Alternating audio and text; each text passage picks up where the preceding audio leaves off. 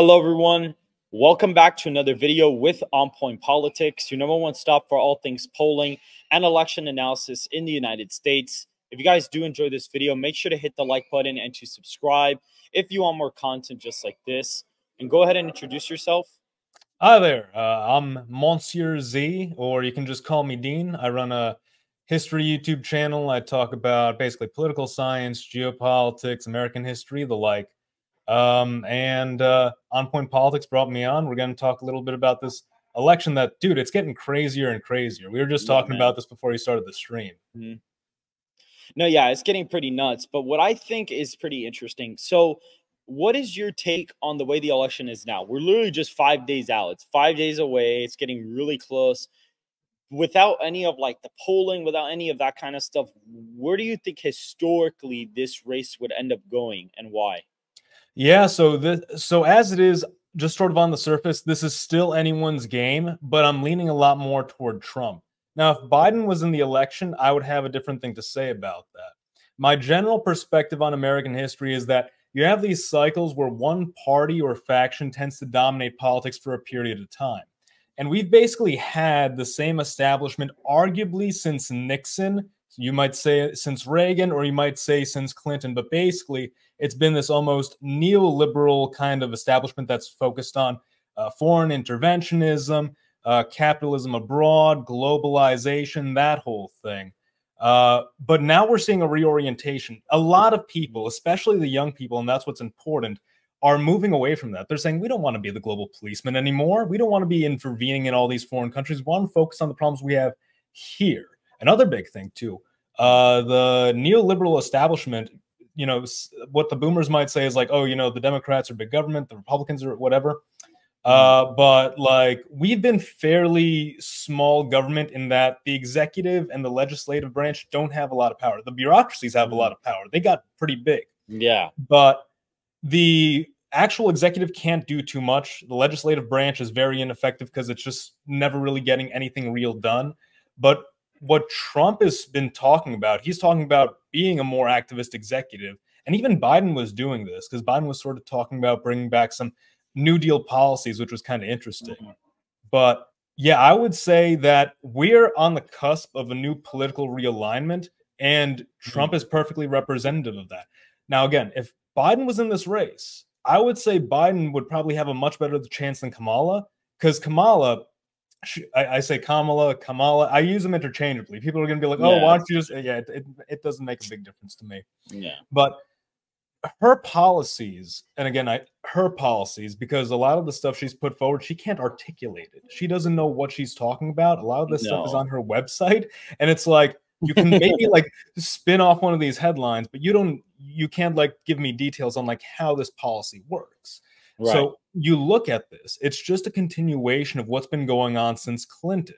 It's an expansion of Bill Clinton era policies, Obama era policies, and some Biden era policies.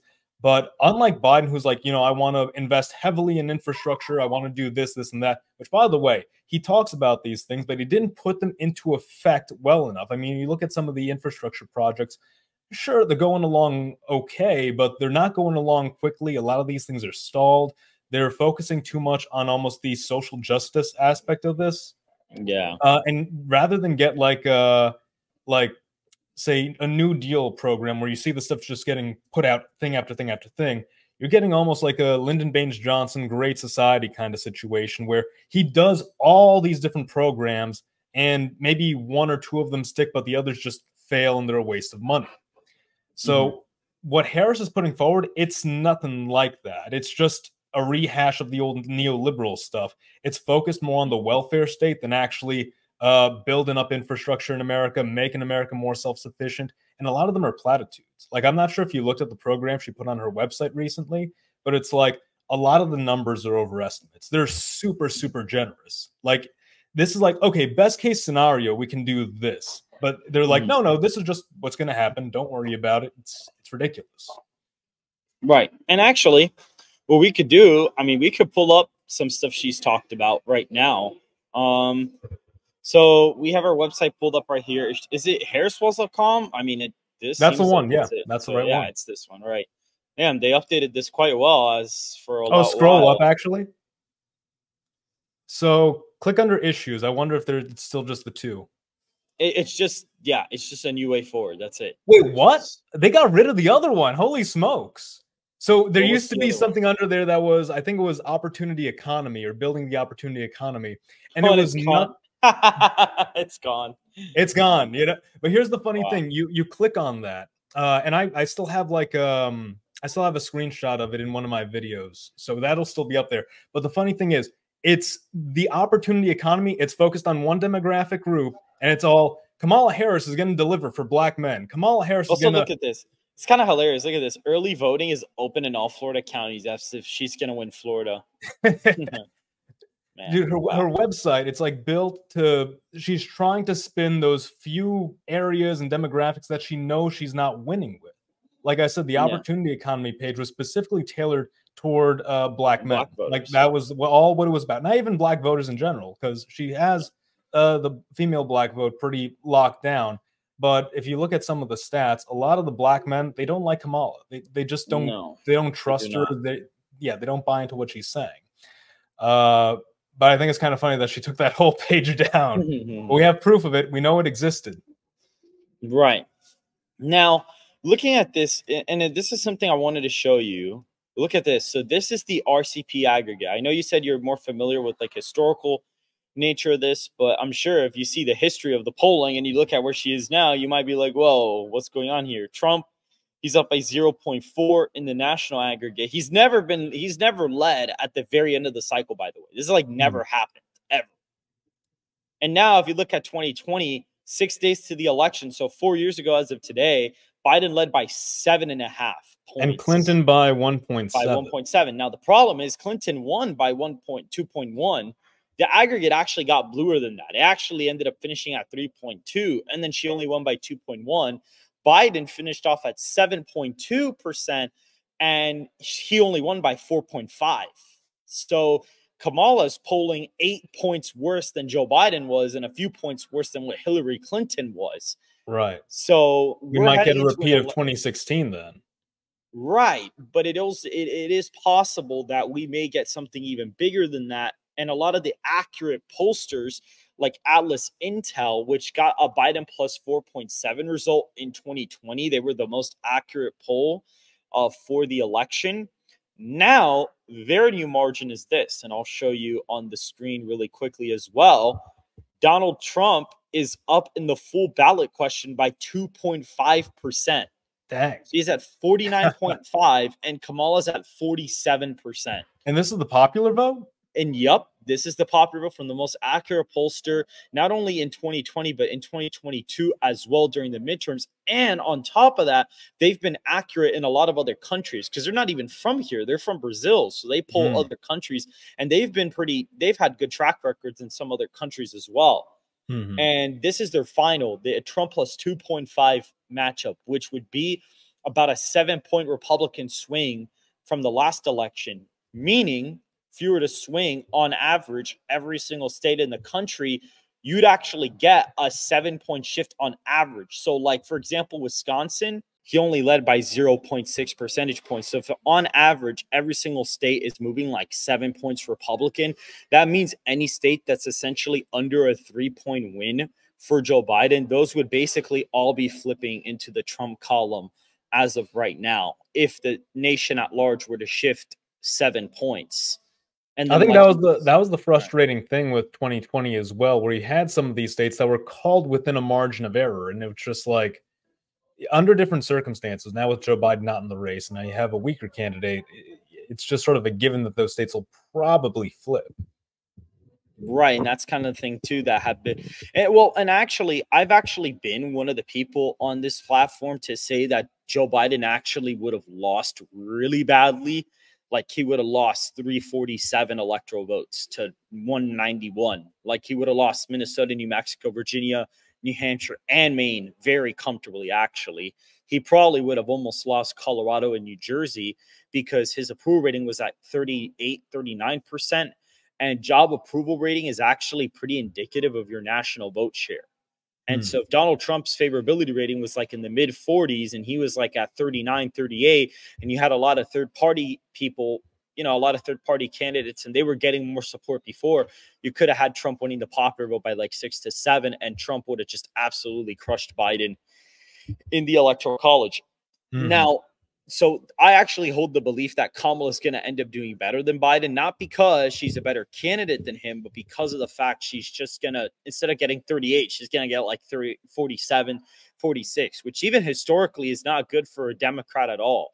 I mean, a Democrat actually has only gotten they've gotten above 48% in every election cycle. So for Kamala to get 47%, at least they've gone over 48% in the 21st century. So if Kamala Harris were to be the first Democrat ever in the 21st century to get below 48%, it would be pretty bad for her. Yeah, that's pretty nuts. When is the last election? When would that take us back to? That last election that a Democrat did not win the popular vote by with 48%. The last time that happened was 1992, where you had the Democrat getting 43, but even then they still won the election. So the last time Right, a that was Democrat, yeah, you had Ross Perot as the third party contender there. Yeah. right? So really, the last Democrat who got under 48% and lost was Dukakis. He got 45.6. And look at Mhm. that. He lost really badly. And Kamala's only doing 1.5 percentage points better in this Atlas polling. So she's in a really bad spot compared to some other people. Now, the question I have is, like, historically, based off of like things that you're seeing in terms of like, what people are concerned about, the candidates and stuff like that, like, who do you think is favored? And actually, what we could do, even just to play around with this, we could probably just pull up the electoral math really quick. I'm not gonna do like my prediction per se, but I'll probably do like a little bit of like a regular toss-up map, just so you can kind of play around with some of these states. I'll just kind of do like my own consensus of what I think the toss-ups are, and I kind of let you go ahead and pick which ones you think are gonna go which way. So Sure. let me go ahead and pull this up really quick. But as of right now, let's see. So right now, looking at this, so based out of all the states that are in the toss-up category, these are all states that Biden could have lost earlier this year. These are all states where there's been a poll that has basically been like under a point, or Trump's been leading in them at least in a single poll this year.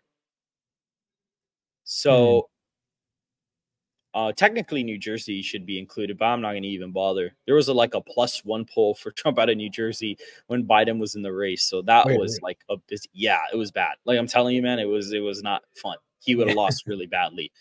So as of right now, based out of all of these, where do you kind of think these individual states will go? So right now I'm thinking Georgia, North Carolina, and probably Arizona are gonna be pretty safe for Trump. Hmm. It's now I've seen in a lot of your videos you're adamant that New Mexico is competitive, or at least gonna, well, not at least, but it could even swing Trump's way. Why is that exactly? Is it because the Hispanic vote is swinging so much for Trump, or That's uh, the big reason. It's that and the white vote. It's a combination of both, because Bush was able to win it in '04 by like a little smidge, barely won it because he did really good with Hispanics, but he has technically performed worse with the white vote, but he got like 46, 47% of Hispanic vote. Now, I don't know if Donald Trump's going to get that. I don't think he is. He's probably going to get in the low 40s, but because of that, Trump is going to the thing with Trump is he's going to do better with Hispanics and do better than white voters than what Bush did. So when you combine both of those, you get a pretty big swing in New Mexico. Now, is it guaranteed to go to Trump? Probably not. I have it going Kamala right now by like barely anything. It's like a zero point 0.7 state for Harris as of right now. It's like down the wire. It could be like 2 or 3 for her, depending on the margin of error. But that's kind of where I'm at with New Mexico right now. I think it's going to be like one of those really close states. I was trying to check real quick where RFK Jr. was still on the map. If he's on the map in New Mexico, that might affect it. That's one of the complicated things too, because you'd have to look at specifically what the interests are in that state. Right. But I don't know. I think that one is still a lean Democrat state. Hmm. Okay. And as for like the other ones, you think about like Nevada and like the Rust Belt and whatnot. Yeah, so in so far as Nevada, because that area is predominantly dominated by Las Vegas, Right. but the population there, I imagine, more economically focused. If you've ever been to Nevada, they're very, very big on personal freedom. I'm going Oh to yeah. say that that's a lean Republican state, given Kamala Harris's history. You have a lot of people in California who do not like Kamala Harris because they know her, like they know what Yeah, it's they like don't under like her. her. Yeah. I A mean, lot, she hasn't even won the Hispanic vote in California. Like when she ran against a Republican in 2010 for the attorney general's race, she lost the Hispanic vote to the Republican.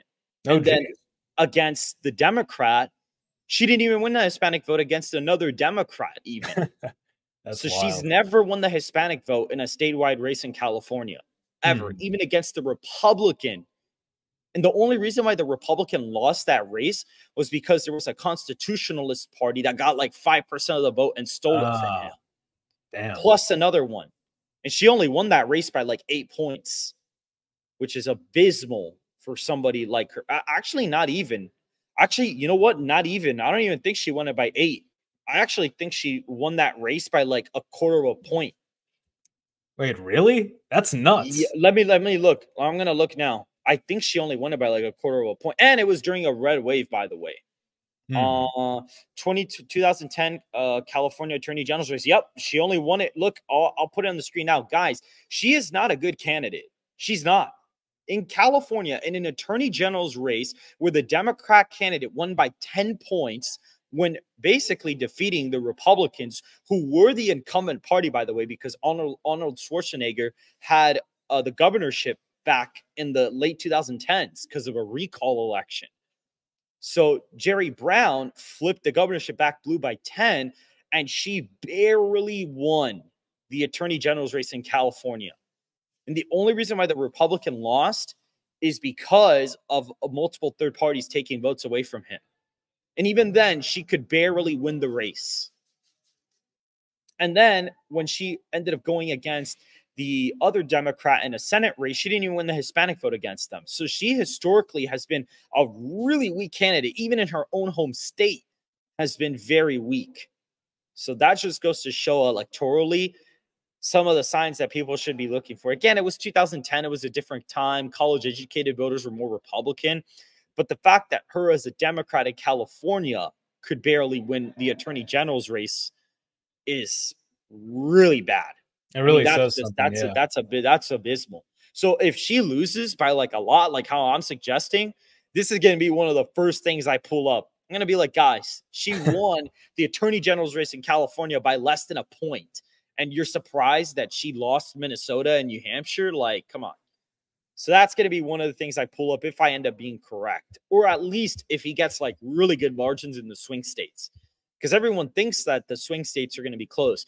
I hold the belief that they're not going to be close, because if he's winning the popular vote by like 2 or 3, they can't really be close mathematically based on the way they've been voting relative to the nation for the past few elections. So So I that's kind just of my belief. so I just pulled up where RFK is on the map. This is as of September 16th. So this is probably pretty out of date. But he is in New Mexico, which if he's on the ballot there, I'd imagine that's going to drive away some votes that would probably go to Trump. This is something I was arguing way back when he was still very active in the election. Uh, Everybody, all the polls, and this is why I'm a little skeptical of the polls. All the polls were saying RFK is going to do more harm to the Democrats than the Republicans.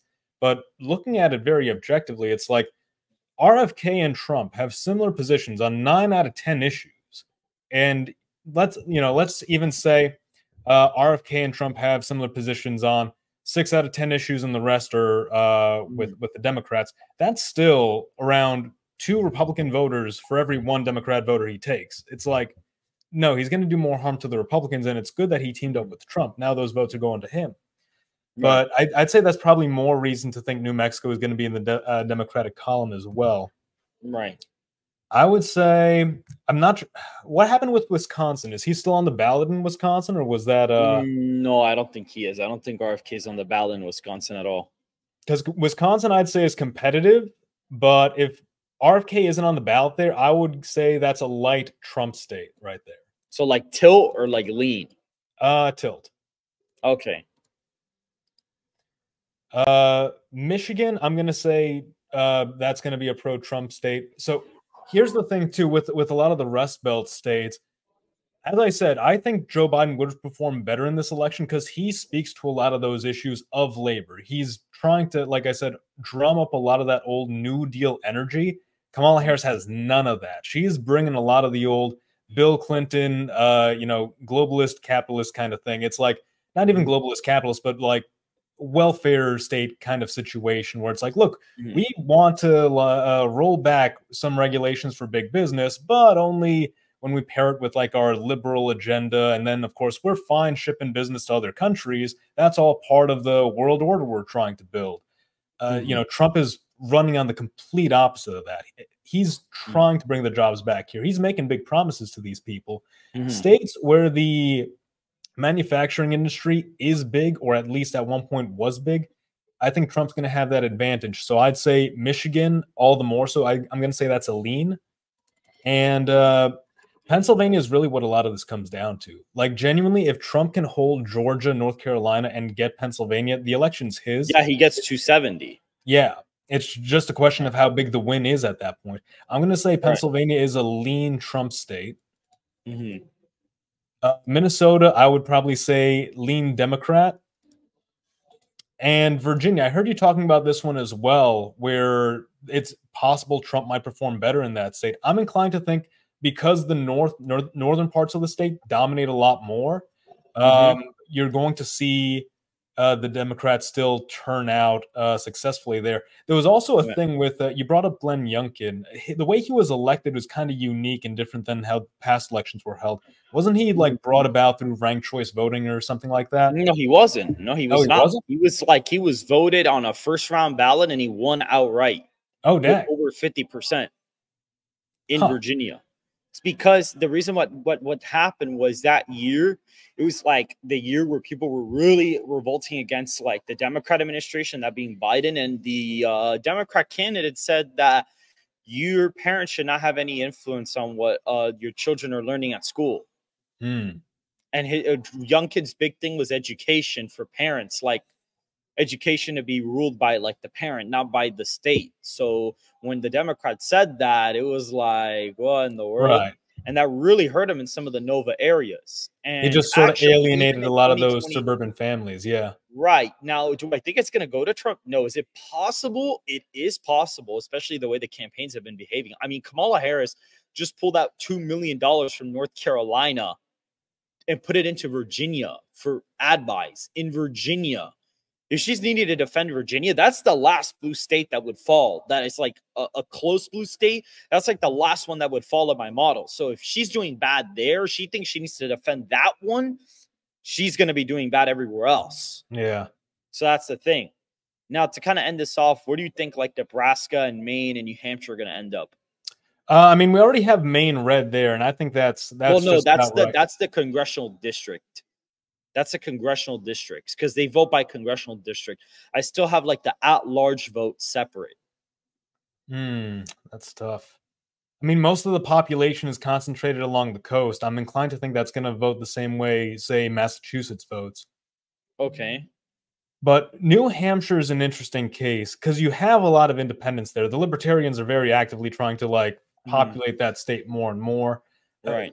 With New England, it's an interesting situation because the population there, they are more freedom-minded. They're kind of unique in the way they perceive policy. I'm inclined, however, to say that New England's always been a hotbed for neoliberalism, neoconservatism. Fiscal conservatism, social liberalism, that's sort of their norm. So I'm going to say it's a lean, well, no, it's a tilt blue. Okay, so you think it's going to be tilt blue? Yeah. Okay. And then Nebraska, right. Yeah, I would say, honestly, I'm not too sure. What's your call on that one? My call on that one is lean blue right now. That's what I have. Why is that?